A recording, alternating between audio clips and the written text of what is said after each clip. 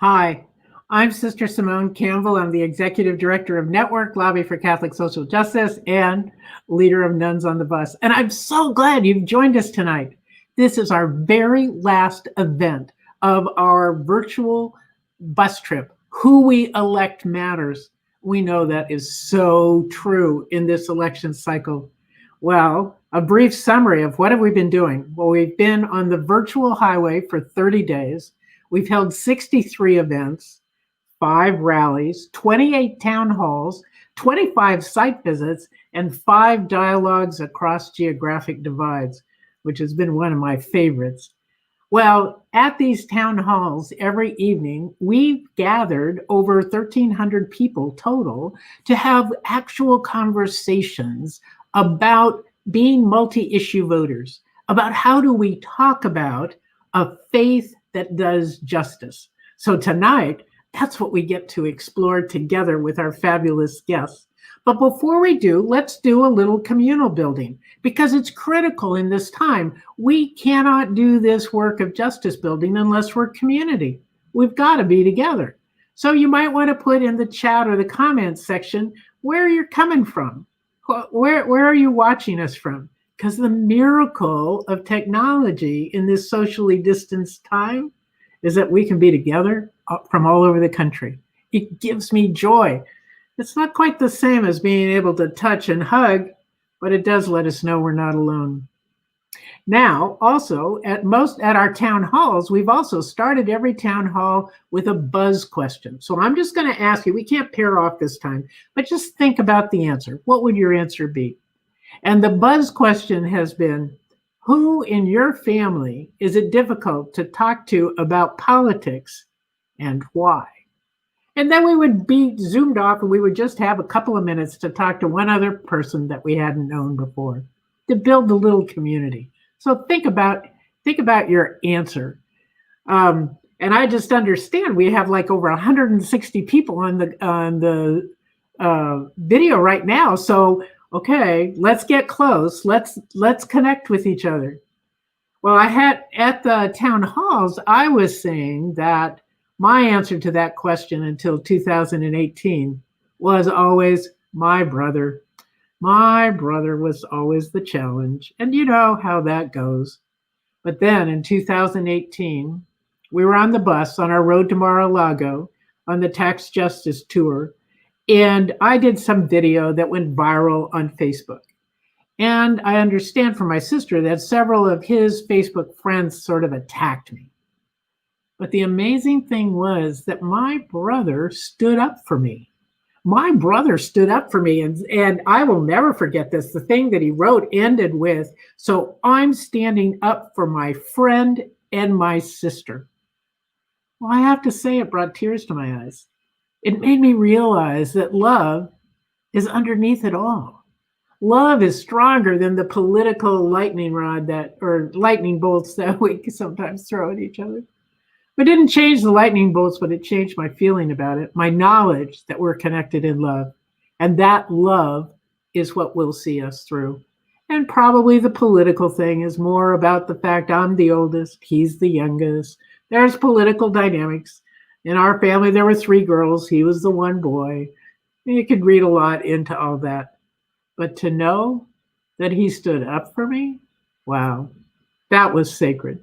That was sacred to me, and it opened my heart to the little conflicts more as endearing realities. But before my heart was open, I created in my head this idea that we could get along much better at big holiday meals if we created a lending library of difficult relatives. What if we could each put a difficult relative in the lending library? I'd check out your difficult relative and you could check out mine.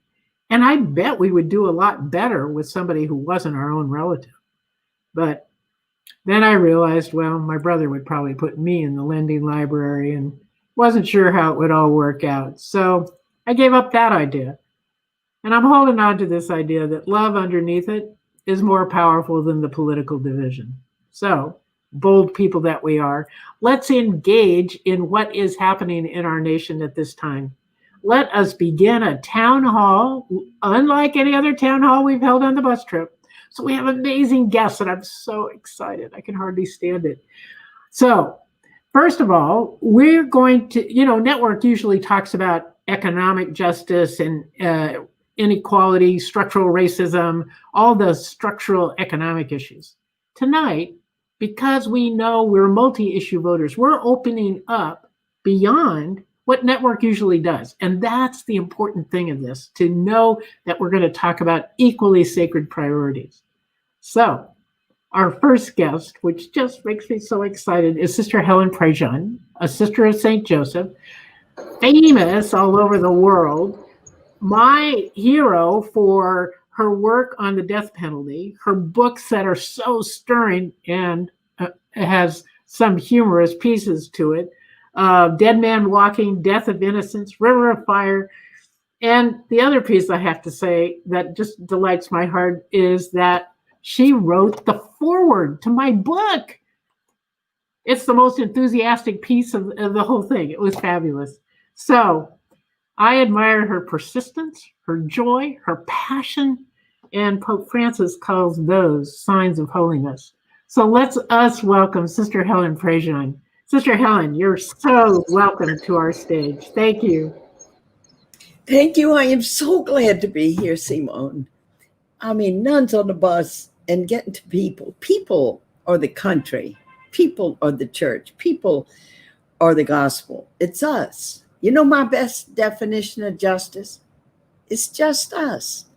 It's people who get together and realize, wait a minute, this is wrong. We got to change this.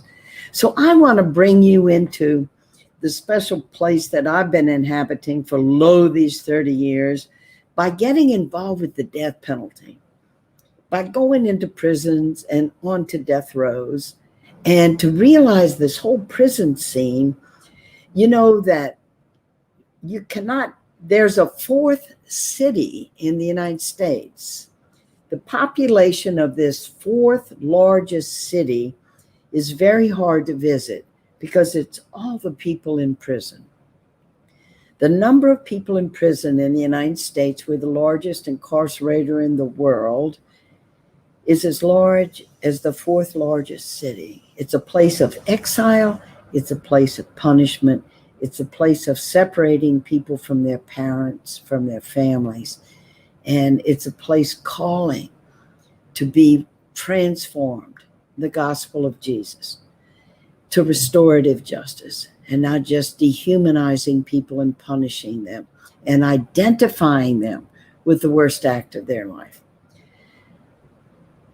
Who we elect matters.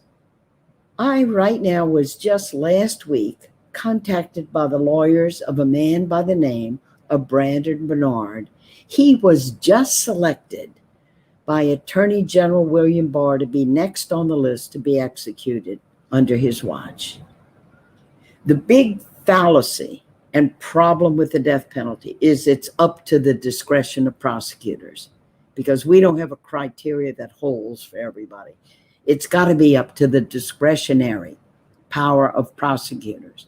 So here on federal death row, for 17 years, we didn't have an execution.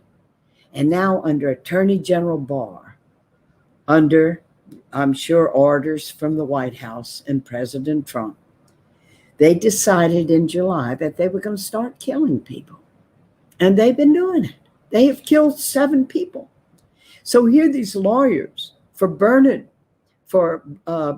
Bernard contact me last week and tell me suddenly their client, guards came to his cell, put handcuffs on him, took him across over to a holding cell where the warden was waiting, read to him a document out of the blue that he's going to be killed on December 10th. We need a change in the White House. We need a change in the Attorney General. We need a change in immigration policies in this country and the way human beings are treated. We need a change to say we're pro-life and not to be engaged in every one of these issues, including the huge numbers of human beings that we have sent into exile and punishment in our prisons, is just to put our head in the sand and only be so myopic in our view of what pro-life means. For these 30 years, I've also been in dialogue with our church. And I said when I had occasion to have direct dialogue with Pope John Paul, Your Holiness, does the church, Catholic Church, only uphold the innocence, the dignity of innocent life? I hear Catholics saying they're pro-life, and they say they're against abortion, but they're for the death penalty. When I'm walking with a man to execution, and he's shackled hand and foot, and he turns around to me as we're beginning to walk, and he says, Sister, please pray God holds up my legs. Your Holiness, where is the dignity in taking a human being and rendering them defenseless and then killing them? We have a way to keep society safe without imitating the most terrible behavior and doing to them what they did to the victim, killing them. Can you help our church? And he did. And now Pope Francis, in the latest encyclical, Fratelli Tutti, 6 paragraphs on why the government can never be entrusted with the power to kill. So when we look at pro-life and when we look at electing leaders, I definitely know how I'm voting. And I'm looking at all the death that has come across this country by not dealing with the COVID thing and letting people die, especially people of color. I have friends on the Northern Cheyenne and the Crow Reservation, and they're dying in droves because they don't have health care. And without leadership that cares about the life of all the people, the common good of all the people, health care for all the people, we have people dying in droves, and we cannot just turn our heads the other way. I think this election is so important that we truly vote on the side of life. Life in every way. Poor kids that don't have health care. People going hungry. And I love what Network is doing. And I love that I get to be on this bus, virtual or not, and be part of this town meeting. The way our society changes, the way we grow, is when we meet with each other and we say, let me tell you what happened to me, and let me tell you about my neighbor, and I've seen the suffering, and what are we going to do about it?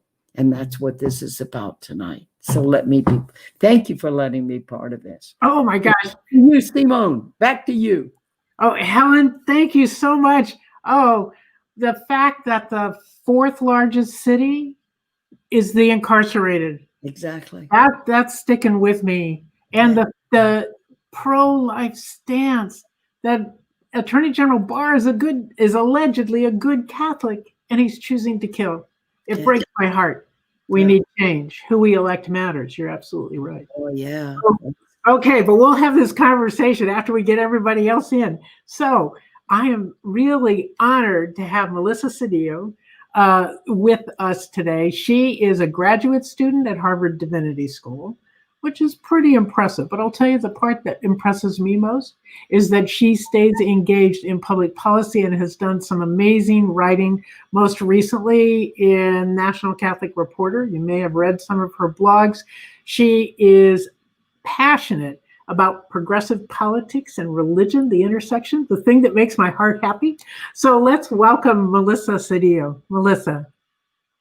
Thank you so much for having me, Sister Simone, and thank you so much for putting on this wonderful event. I think it's really important to talk about multi-issue voting. So often at the national narrative, there's this assumption that religious voters vote on one thing in one way, and events like this really disrupt that idea. For me to understand why I'm a multi-issue voter, I have to bring up 2 things. One of which is that I attended a Jesuit high school where I learned about the idea of spiritual discernment and finding God in all things. I bring this up because as someone who studies theology, the thing I struggle with is what happens when it seems that God is not present in something, and how does this relate to sin, especially when we get into the nitty-gritty of God is always there, God is always present, and what that means for sin. I bring this up because it's important to understand how I understand public policy and political issues. The second point about my high school is I had a teacher who once framed a class discussion around immigration, asking the question, who would Jesus deport? And there was a silence and a stillness around the classroom because none of us could decide that, right? None of us had the, I think, audacity to speak out loud of who and what Jesus would do around deportation. And I bring this all up because an issue that really persuades and leads on how I vote is immigration. I think immigration is complex and it's messy, but the Catholic perspective reminds us to keep it human, to focus on the humans, and to protect the dignity and life of humans. So while it can get so nitty-gritty in the policy, I think the Catholic teaching really allows us to stay focused on the person, and that more than anything is what needs to guide how we vote. So in the vein of who we elect matters, similar to Sister Simone, I already know who I'm voting for. I've already casted my my vote, and some things that have really helped me in this discernment process of voting is that while both parties have played a role in deportation and anti-immigrant policies, Trump has been particularly bad for immigrants. Not only did he run on anti-immigrant rhetoric, he has also enforced a zero tolerance policy and the Remain in Mexico policy, which has dismantled the right to seek asylum at the southern Mexico border. No other US president has done this before, and this is particularly bad for children and for humans. I think on top of that, in the last 4 years, we've seen some deeply disturbing headlines come out about ICE. ICE being accused of systematic sexual assault, and then when women come forward, being deported.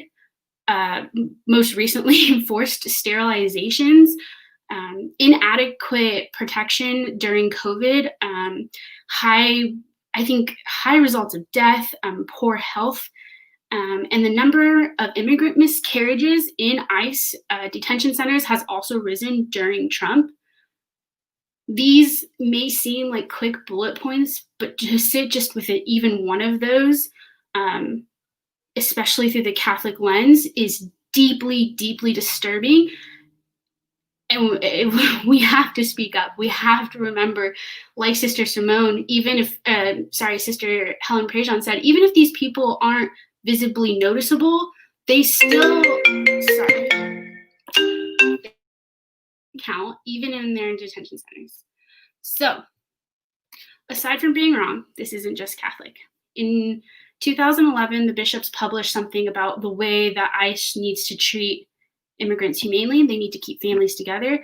And most recently, yesterday, or no, I guess Wednesday at this point, the weeks are long in 2020, Pope Francis called the Trump administration policy of separating children at the border cruelty of the highest form. As Catholics in the US and America, we should be concerned that the Pope is calling out the president of this country and the way that we are treating immigrants. It's not okay, it's not right, and it's something that completely shapes on how I vote and what I stand for. I think if our Catholic leaders are openly condemning public instances of mortal sin, then they must openly declare what is happening at these detention centers as evil. And it's not just a place, focused on public safety, which is, I think, what DHS, ICE, and Border Patrol get labeled as, but it's a place that's very complicit in sin. And so I bring all of those points together to say that, who we elect matters. What's happened in the last 4 years is a direct correlation of an election that took place in 2016. And who wins in 2 weeks can decide if this is going to get worse, or if we're going to, start to say this is not who we are as a country, and most importantly, this is not who we are as Catholics. Thank you so much for listening, and it has been an honor to speak along so many people who have inspired me in my journey and what it means to be Catholic. Oh, Melissa, wow. All right. I really appreciate your integration of your faith and your concern about policy, lifting up the issues of life in detention and the policies that are hurting so many of our people and violating international law. That's me, the lawyer, speaking. So thank you so much. I appreciate it. Okay.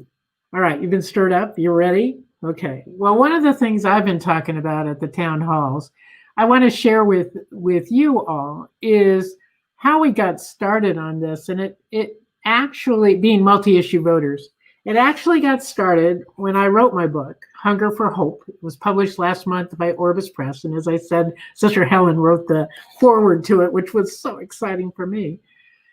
But what the book tries to do is take a contemplative practice, community, and then applies it to social situations.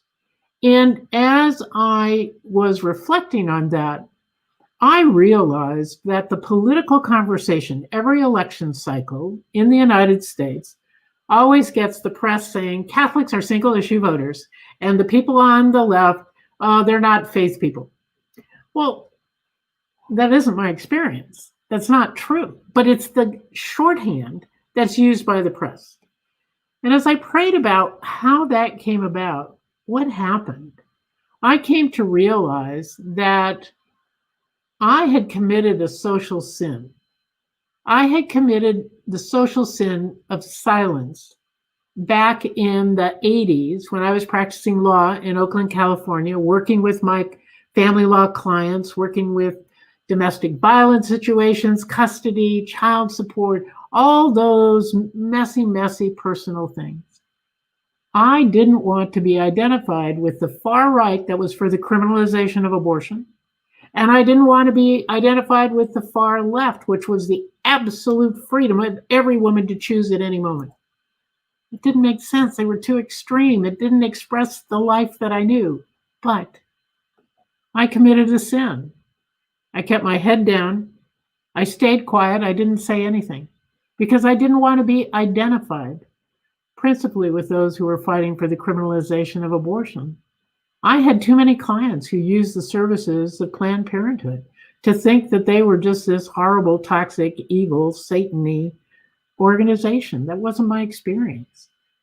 But my silence, I realized as I was getting ready to write this book, opened up the whole space, that it gave the whole field for the extremes. And so now I'm trying to atone for my sin of silence and speak out. But I'll have to tell you, I've had to practice this. I did not know how to talk about abortion.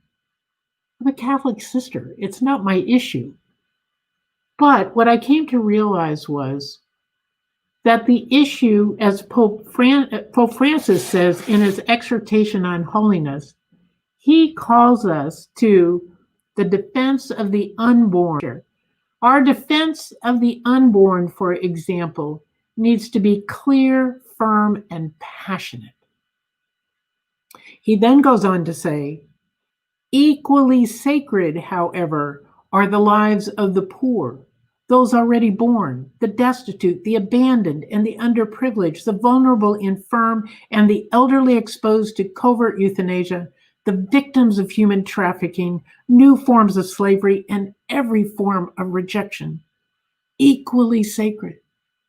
He then goes on and says, equally sacred is caring for the migrants, the refugees, those seeking asylum, equally sacred. And then this past June, he said in an audience, we cannot tolerate or turn a blind eye to racism and exclusion in any form, and yet claim to defend the sacredness of every human life. Equally sacred. For me, this language became a spur to me to say I had to move beyond my sin of silence and speak of the fullness of my faith, of our faith, of this teaching. But then I prayed about it because, you know, what was really making me mad is that for almost 50 years, we've had this fight about the criminalization of abortion. 50 years. Neither extreme wants to settle it because it's their organizing principle. And as I'm a practical woman, I do politics. I want to get something done. So when I prayed about this call our defense of the innocent unborn, I pondered, how do I protect the innocent unborn? How do I defend the innocent unborn? And what came to me was, you take care of the pregnant woman. You take care of the mom. You ensure that the mom is in a safe environment. You ensure that the mom has adequate nutrition, has health care. What a radical thought. She should have health care. Has access to stable housing, strong communal support, affordable childcare for when the child is born. Caring for the unborn means caring for the mom. And then I found the statistics. Many of you probably know this, but during Democratic administrations, since Roe v. Wade, during Democratic administrations, the abortion rate's gone down faster in Democratic administrations than it has in Republican administrations. And studies have shown it's because Democrats are more inclined to give supports to pregnant women. And historically, about half of the births in our nation are paid for through Medicaid, through adequately covering medical care, maternity care for pregnant women. Then I got thinking, this is the politician in me, got thinking about, okay, there's one party who claims to be pro-life, and they believe in the criminalization of abortion. But it's also the same party trying to take health care away from pregnant women. Many people have forgotten that before the Affordable Care Act, being a woman was considered a pre-existing condition. Most health insurance policies did not cover maternity care. You had to pay extra to get maternity care coverage. The Affordable Care Act changed that. And now the party who likes to manipulate us by claiming that they're pro-life, they are trying to take away the Affordable Care Act because of political shenanigans.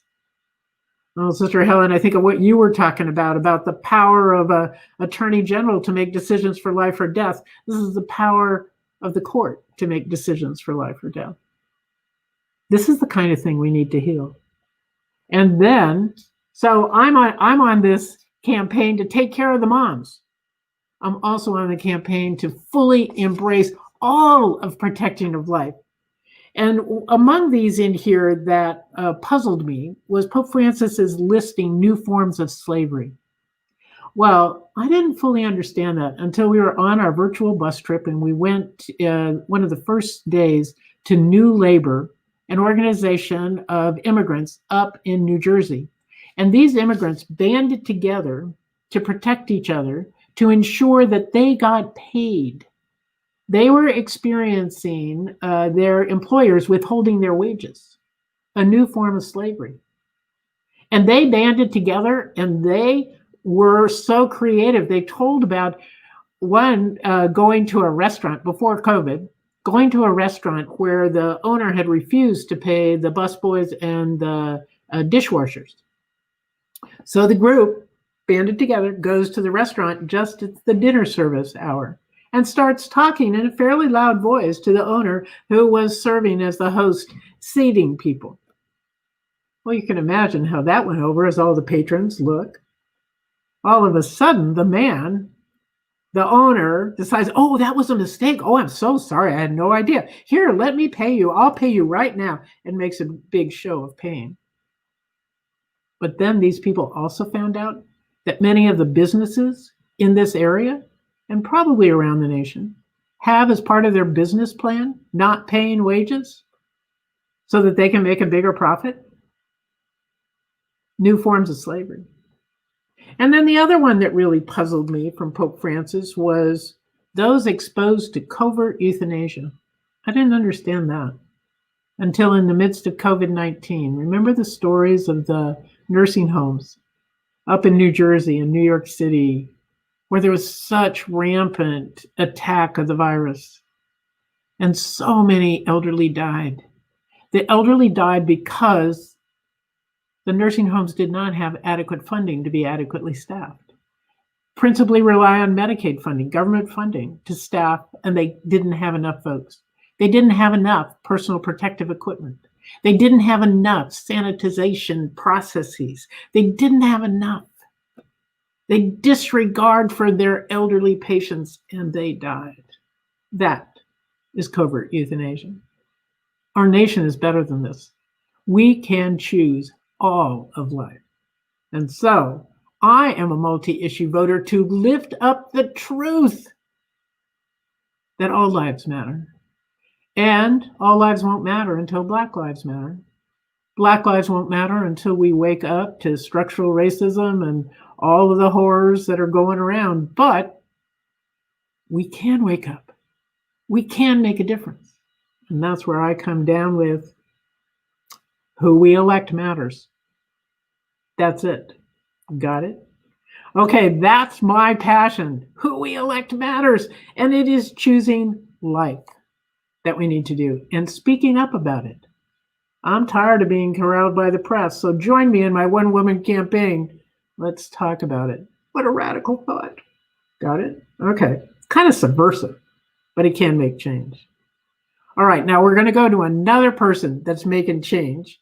And this is Father Daniel Horan, who is a professor at the Chicago Theological Union, the Duns Scotus professor, a good Franciscan there. I'm glad to hear it. And he teaches systematic theology, spirituality, has a new book, Catholicity and Emerging Personhood. But he's here today to talk to us about part of pro-life, part of choosing life, part of everything that matters is caring for our earth. So, Father Dan, thanks so much for being with us. Sister Simone, it's such a joy to be with you. Thank you. And what an honor it is to be a part of this panel and to be a part of the virtual Nuns on a Bus tour.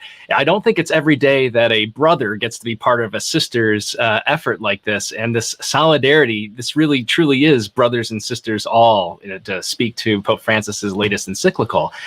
You know, it's probably a bit stereotypical. A lot of folks may be wondering, oh, okay, so we're going to talk about climate. We're going to talk about the environment. We're going to talk about creation. You better get a Franciscan, you know. St. Francis of Assisi loved the animals. He loved the wolf and deer and birds. Oh, bird baths, right?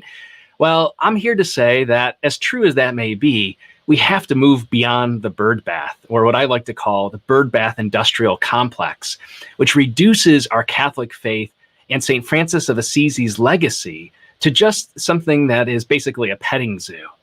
Instead, I think we need to consider how climate change, how creation is essential to our political life and our social life in this country and across the world. You'll hear, as you have, you know, over the weeks and months and what seems like eons during this pandemic era, all the political jockeying and debating about climate change. And it's unique to the United States context that this is such a controversial topic. But I want to say tonight, to reaffirm something that's fundamental to Catholic faith, that climate change is not a Democratic issue. Climate change is not a Republican issue. Climate change is, as Sister Simone indicated, it's a life issue. It's about life. And in three particular ways, climate change should inform and affect our voting practices, how we participate in our society. First and foremost, all the many different life issues that pertain to human persons, to the human family, from conception to death and everything in between. Some of the topics that have already been brought up, as Sister Simone highlighted, so many things that the Holy Father points out are equally sacred. What Sister Helen has advocated tirelessly for in terms of the dignity and value of our incarcerated sisters and brothers, especially those who are subjected to the inhumanity of death row, to those sisters and brothers of ours who are detained unlawfully, criminally, for being migrants, for being refugees, for those seeking a better life, a more dignified life. Each of these and so many more topics all relate to climate. How? Well, let's talk about racism. Racism is tied to this phenomenon called environmental racism. When you think about the disproportionate effect of global climate change, it oftentimes affects those who are the most vulnerable, most oppressed, most poor, those who are most subjected to disenfranchisement in their local communities. And this is so true with our sisters and brothers of color here in the US context. One only has to think of Flint, Michigan, which has been a national story for years about the injustice that's been placed on our sisters and brothers of color, particularly African Americans. People oftentimes in political debates, it's always a heated topic, especially among the Catholic community, about protection for the unborn. But I want to say it's not enough just to advocate for the unborn without talking about what Pope Francis and Pope John Paul II before him advocated for, which is what they call intergenerational justice. What kind of future are we bringing the next generation into?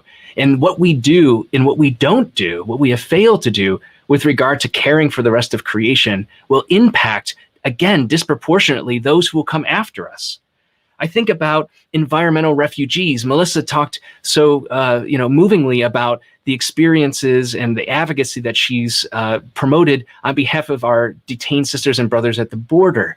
And if we think about why people are seeking new places to live, seeking refuge, seeking safety, one of the things the Holy Father talks about in Laudato Si, and something that the United Nations has talked about as well as President Trump's own national security advisors, is the national security threat that climate change poses, because it impacts so many people and there will be shifts in populations and refugees and migrants. This is a life issue. We can think of the economy, right? With the effects of shifting energy sources and the needs for more and more renewable energy. This will affect the economy, and that's a life issue tied to climate. We can think about the atrocity of the response to the COVID-19 pandemic and the unnecessary hundreds of thousands of deaths that have resulted. Our sisters and brothers have died, many of them preventably, because a pandemic, because a novel coronavirus spread so rapidly. And scientists tell us that this is going to be par for the course as long as global climate change continues to get worse. We can think of so many other topics. And I believe that global climate change, that creation, is a life issue, because every other life, not only our human life and lives, depends on a planet, as Pope Francis says, in which we share one life, in which we share one common home. As St. Francis of Assisi would refer to our planet Earth as our sister and our mother, who provides for us, who cares for us. If you don't think that climate change is a life issue, I invite you right now to take a deep breath and then ask yourself, where did that oxygen come from? It came from the algae in the seas, and it came from trees and grass and plant life. We human beings, me right now, running my mouth, trying to encourage you to be a multi-issue voter, to be a person of faith who puts her faith into action at the ballot box and then beyond. We could not do any of this without the plant life on this planet that takes the poisonous carbon dioxide out of our breath and provides us with oxygen. Think about the water, the food, the clothing, the shelter, everything that you have, the microbiomes within our bodies that help us to digest and to live and to regulate our body functions. All of this is possible because, as Pope Francis reminds us, we are interdependent, interconnected. We are creation too. And we see the devastating consequences of our human-centered, anthropocentric behavior, where we've made ourselves the lords and ladies of creation, where we've sought to dominate the rest of creation. And, the problem with this is it affects us as human beings, but affects all of creation too. And if you are pro-life, if you are for life, then you have to be for all life. And it begins and it's protected and is made possible by this planet on which we all live and share our common home. So remember to take that to the ballot box. It's so important. Whoa, is it ever important? Thank you so much, Brother Dan. Thank you for weaving it together. And I have to say, part of my prayer practice is breathing, but I'm going to think of that really differently about the integration and my gratitude for all the algae that made it possible. Thank you for expanding our awareness.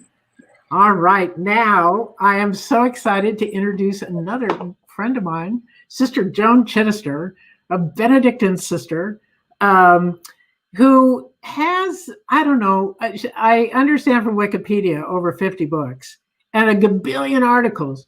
But for me, what's really important is that she often speaks my heart with a courage that I haven't had. She is able to put out so beautifully, so clearly, the important decisions or the important questions of our time. And the other piece I love about her is she does carry a sense of humor, boldness of thought, and a monastic sense of constant prayer. which are more signs of holiness that Pope Francis talks about in his exhortation on holiness.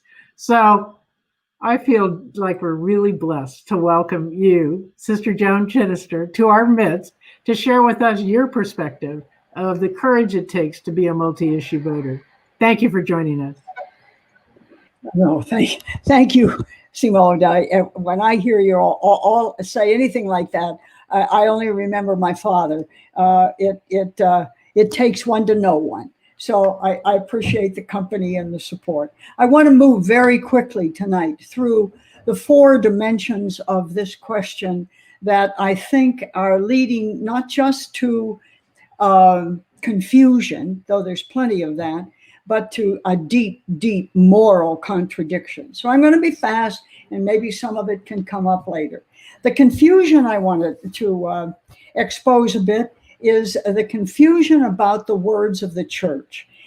If they are unfortunate, I forgive them.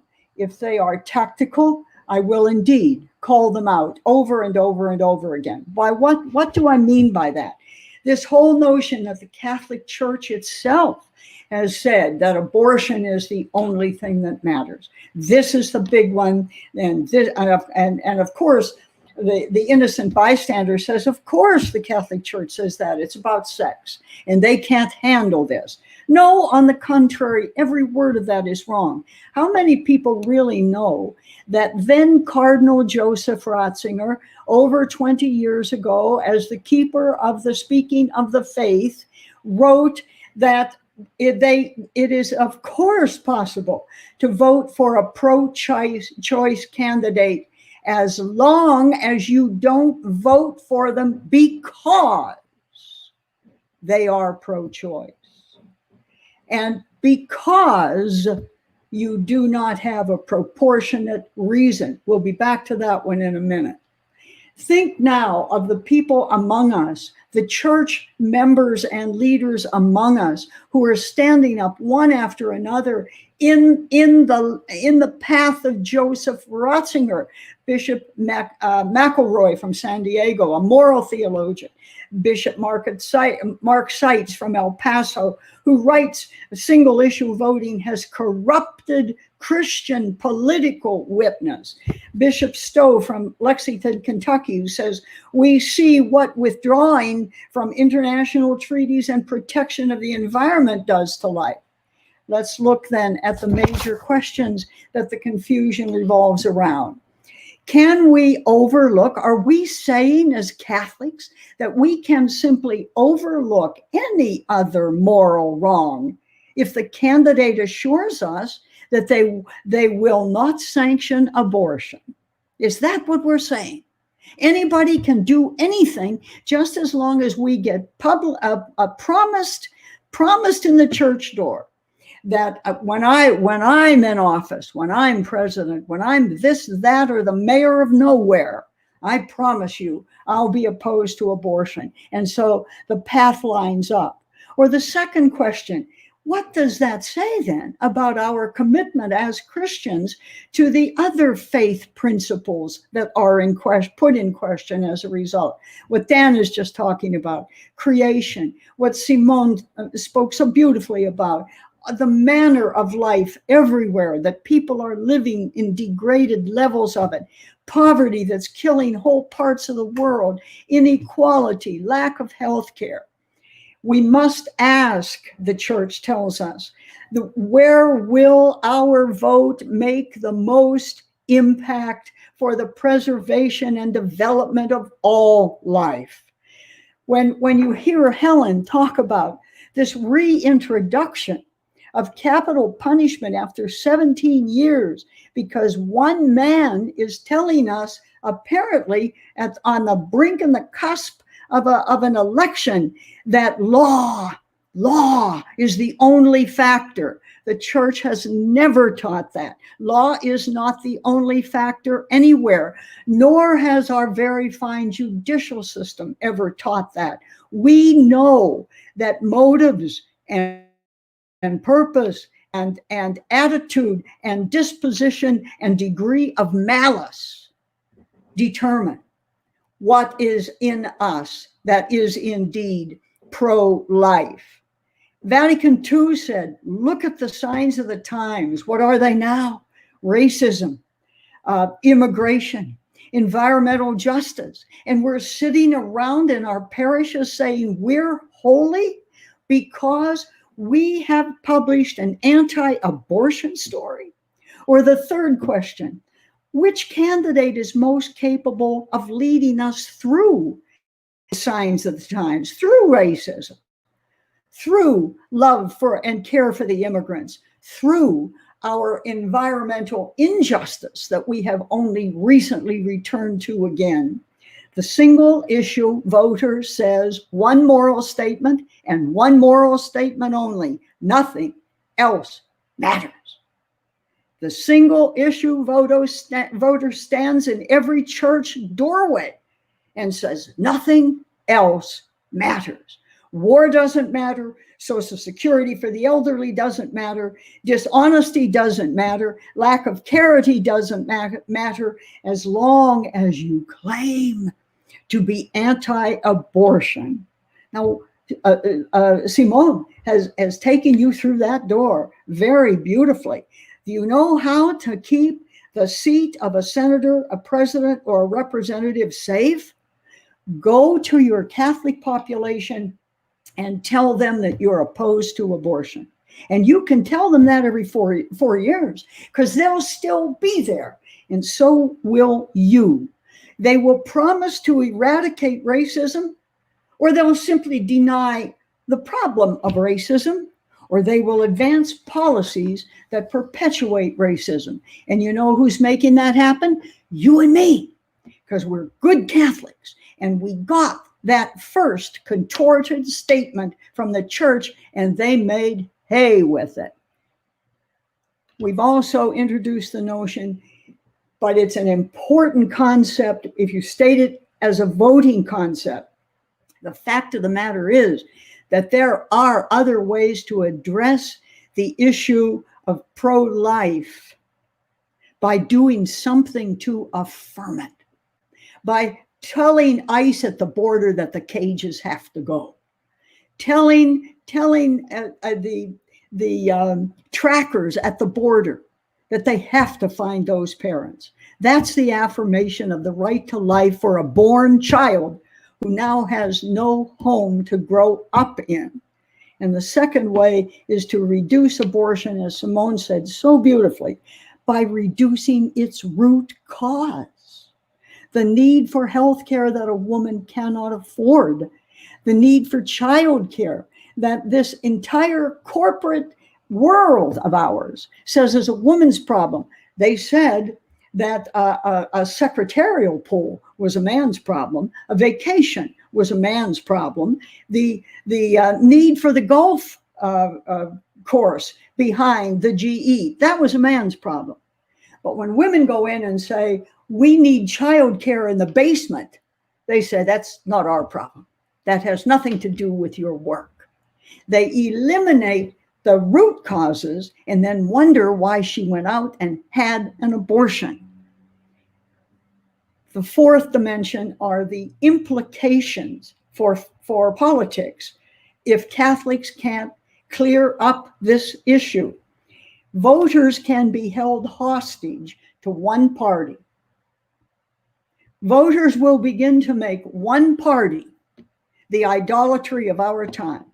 From 2001 to 2007, the Republicans had the presidency, the House, the Senate, and the Supreme Court, and they did absolutely nothing to eliminate Roe versus Wade. Why? Because single issue voters embedded them in the party and then began to make the party the idol of their lives, while Democrats were out, as Simone said again so well, fighting for health care, for child care, to lower medical costs, to give women an equal wage, and Social Security for big families. Finally, we have to look at not just the confusion, but the phenomenal moral contradiction that is being carried out in the name of goodness. How many times has it ever occurred to you that abortion is the absolutely only life issue that the church has ever come come narrow to absolutizing? Let me give you an example. When men have all of life in their hands, are burdened by no absolutes at all. They are told by all their male theology and their male politics and their male laws. Men can kill to defend the state. Ask Helen. They can kill to defend the self. They can kill to defend their friends, their family, and others. They can kill to punish, and they have often punished people who didn't do what they killed them for. And they can kill for the state, and they call it patriotism in that language. But when women have any control over life at all, as they have control of all the life in their body, women never, ever, ever are considered moral. They're always mortally wrong. They are mortally damned. They are mortally degreed. What does that lead us to? It says, to label something pro-choice doesn't mean that a person stands for all things contributing to life. And it also means then your highest authority is not these documents or anybody's political party. Your highest authority is conscience. Mae West said one day, nobody considers Mae West their saint and in hiding, but I do. Mae West said, you only live once, but if you do it right, once is enough. Yay, yay. Sister Joan, fabulous. So important, that piece about conscience, because the whole trust in a woman to make the moral choice gets so lost in this conversation. Thank you so much, and for integrating the issues of supporting all of life and the dignity of women. And quite frankly, the idea that childcare is a woman's issue, doesn't that just set your hair on fire? That one is like, I think the pandemic may be helping us with that. I hope. Men waking up, I hope. All right, now we get to bring back our panelists, and we're going to have just a few minutes for conversation. So I'm excited. We've got Sister Joan, Melissa, Brother Dan, and hopefully Sister Helen, if she gets her camera back on, I hope. We have Sister Helen. Fantastic. Thank you, thank you, thank you. Okay, so we've all talked about the issues of life and the grounding right now in crisis. And I'm curious, can we just talk for a bit about what is it going to take to heal our nation, to really be the nation that we aspire to be, to hold up the value and the dignity, the importance of everyone. And we could just do kind of round robin, just kind of chat. That's my goal here. So what do we do? How do we act? I think one of the problems with the question, Simone, is that for at least the last 15 to 20 years, we have not been building national community. Partisanship has managed to divide us in the worst possible way. And so we are now under the authority of a government that is ruling by a 1 to 2 vote majority. You cannot make community out of that unless you expose it, unless you pull away the underpinnings that are making community impossible. Whoa. Good point. Helen, go for it. Unmute yourself, though. There you go. First, I got to say how good it is, Joan, to hear your voice. So good to be in the virtual room with you.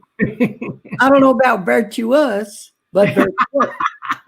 I mean, who else is going to quote Mae West, okay? Like I was Snow White, but I drifted.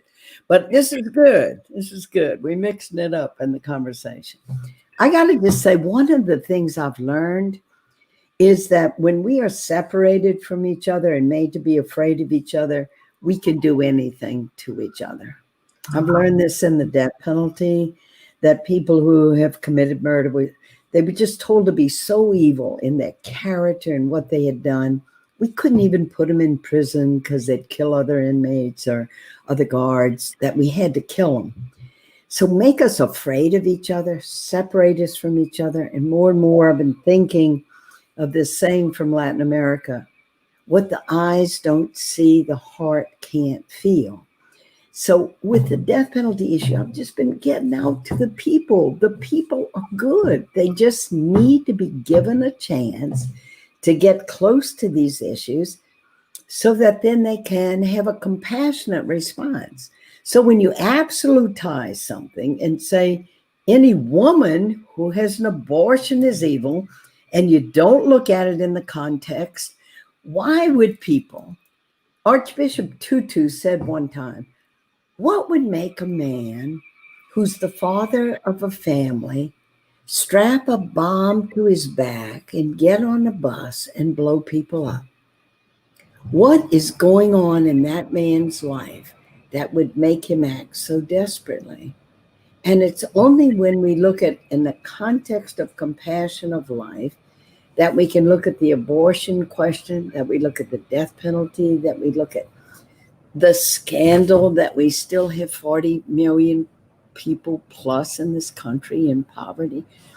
We have to do just what we're doing here, is to keep getting with each other to talk about these things, to open them up so that we can have contact and compassion with each other. So I'm really happy to be a part of this. Dan, you were great too. Melissa, everybody. It's just great to be a part of it. Okay, but I'm going to go to Dan and Melissa because, okay, we're talking about building community, getting connected, building something new. And I think that's such an important insight, that we've been torn apart. And fear, I think what you're touching, Helen, this fear of each other, that we've got to be afraid, that is destroying the connection. And it is not the Christian way. I'm curious, Dan and Melissa, okay, you circulate with a younger demographic than me.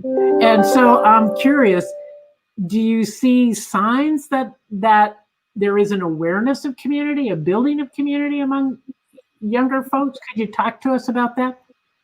Yeah. As someone who identifies as like the borderline between millennial and Gen Z, I think what aggravates me is when people say, "Oh, young folks are leaving the church," and it's because they don't care. So that phrase for me, that doesn't give an avenue to community. But what I think does is, young folks are leaving the church. Did we ask why?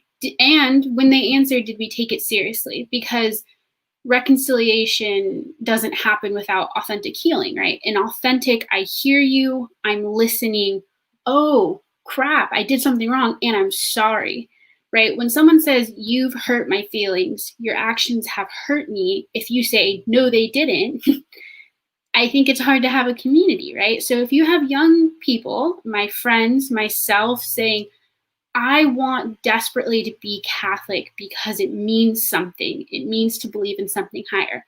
And also, I identify as brown. I identify as Black. I identify as LGBTQ+. My parents got divorced and the church didn't welcome me. I go to a predominantly white Catholic school and no one takes seriously my complaints about racism. And when we say these things, right, when we look at like just the fact that white Catholics and Latino Catholics vote very differently, and we voice these things, we say we don't feel welcome in our own church, and people say, well, that's just not true, or racism isn't real, or we'll just pray, or, if you would just listen to us, that doesn't give a way for us to heal, to become, authentically together. And I think so often as Catholics, we want to romanticize, we need to unite, just overcome differences. And what that translates as to me sometimes is, shut up, you're causing a rift, and now we're going to have to think about these things, and it would be so much easier if we didn't, right? So I think my fellow Catholics are vocally Catholic and also they are trying to make a community that looks a lot different sometimes than the ones that either raised us or taught us. And it's not out of, bitterness or vain, but a true place of hurt and, trying to respond to the signs of the times while holding truth to faith. So. Whoa. Can I just touch on that for a second? Then we'll go to you, Brother Dan. But that piece about letting our hearts be broken open by the truth of the pain, I think is critically important. And when we look at the gospel, that's exactly what Jesus did every time. He walked towards the one and said, well, what do you need? What's going on? Talk to me. And I thank you for lifting that up, Melissa. I think that's critically important. Thank you. Brother Dan, a bit of wisdom. Yeah. So it's amen to everything that's been said. And, I want to pick up on something Melissa just said. I guess technically, especially in religious life, I'm on the younger side of things, though. I'm not getting any younger. It's amazing how life works that way. But I'll tell you, one of the things that really inspires me about young Catholics came 2 years ago in preparation for the Synod on Young Adults, which I think didn't go the way it really ought to have gone. I think the Holy Spirit was interrupted, but where the Holy Spirit really moved was in March of 2018, when 300 young people from all around the globe got together, and the document that they drafted as their kind of statement to the church leaders, again, a bunch of old men, mostly old white men, was very, very bold. It was courageous. It was truthful. And it speaks to a lot of the things that Melissa just said, that young Catholics in particular, they're not, quote, leaving the church because there isn't a guitar mass or there isn't this kind of outreach or this kind of youth group. They're leaving because they're not being taken seriously. And because they're, I think, more and more connected, as we see, especially with younger generations in the US context. They don't believe the BS about guns. You see this with the students down in Florida after the horrific series of school shootings that have happened over and over again. They believe seriously about the consequences of global climate change. They believe seriously the reality of systemic racism. They believe, and they say in this document, that the church and the world have a problem with the way that women are treated and presented and excluded. So amen to what Sister Joan was saying earlier, and I think Melissa's spot on. I encourage folks to go check that document out. It's the March document from 2018. I'll just add two other quick things, picking up on what something Sister Helen said that just rings so true to me, is, that saying about what the eyes don't see, the heart can't love or can't feel. It reminds me of one of the problems I recognize in our country today, which is that everything may be made worse by social media, although us all coming together is made better, I believe. But I think we've slipped into viewing one another as abstractions, and I think everyone this evening has spoken to this, whether it's, a woman who is discerning how to, carry a child and the need she might have, or the decisions that families make or young people make, and all this kind of stuff. These are not abstractions. These are real people's lives with real histories and real context and real struggles. And I think we've forgotten that. And the more we can remember that we're people, that we're humans, that we're connected to one another, which brings me to my last point that I want to just reemphasize, that's been echoed all night in my eyes, which is something that Pope Francis points to in this latest encyclical, even though the title is a bit exclusive. And that is essentially that we are all related to one another. We are sisters and we are brothers to each other, and we don't act like it. And I can't help but think of, St. Francis and St. Clare of Assisi, who preferred this term brother and sister, and they meant it, not just to their family, biological family, or family of choice, but to everybody, every stranger, every person they met or person they wouldn't meet. In fact, all of God's creatures. And I think if we take that seriously, then we can start to rebuild relationship, because then we have a commitment that's rooted in our kind of inherent familial relationships, rather than reducing each other to ideas, boxes, and abstractions.